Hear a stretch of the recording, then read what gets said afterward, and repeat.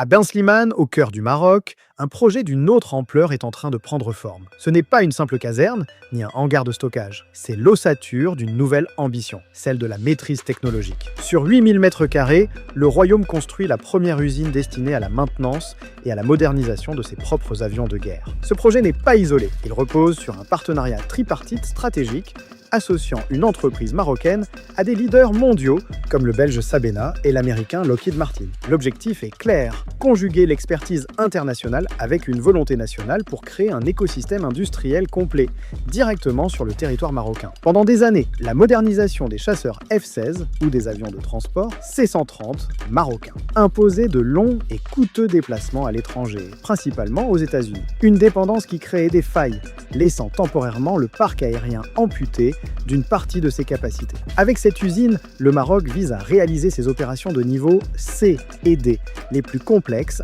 localement. Cela signifie des avions indisponibles pendant des semaines au lieu de plusieurs mois. Dans un contexte de tension régionale persistante, cette réactivité est un atout stratégique décisif. Chaque jour où un chasseur est au sol, pour maintenance, est un jour où la dissuasion est affaiblie. En internalisant ces processus critiques, le Maroc réduit considérablement ses temps d'indisponibilité et garantit un état de préparation constant de sa défense aérienne. La vision marocaine va encore plus loin. Le projet pourrait inclure l'acquisition d'anciens modèles de F-16 à prix réduit pour les moderniser sur place au standard Viper, l'un des plus performants au monde. Une approche pragmatique qui permettrait d'accroître la puissance de la flotte de manière significative, pour une fraction du coût d'un achat neuf. Mais l'enjeu le plus fondamental n'est peut-être pas métallique, il est humain. Cette usine sera une école. Elle formera une nouvelle génération d'ingénieurs et de techniciens marocains, hautement qualifiés, maîtrisant des savoir-faire parmi les plus complexes et recherchés au monde. C'est un investissement dans la connaissance qui portera ses fruits